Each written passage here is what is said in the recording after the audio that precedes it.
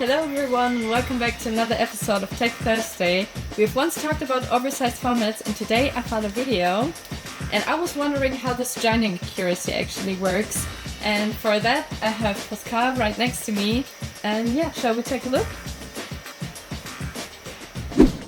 In the video that is playing right now, you can see we are doing the first cut of the first segment currently.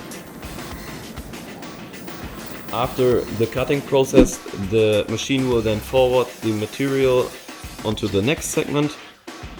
As you can see right now in the zoom in, we used a segment helper to guarantee the 100% precision of the joint points. After the feeding process, the line scanner on the back then collects the data where the material lays for the second segment part.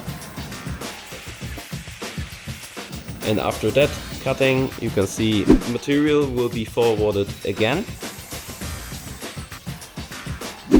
And then in the zoom in right here, you can then see we used the segment helper in the second part as well, just to guarantee that even if the material moves a slight bit, we still have 100% precision in the joint points. Thanks for explaining. No problem. And see you next time.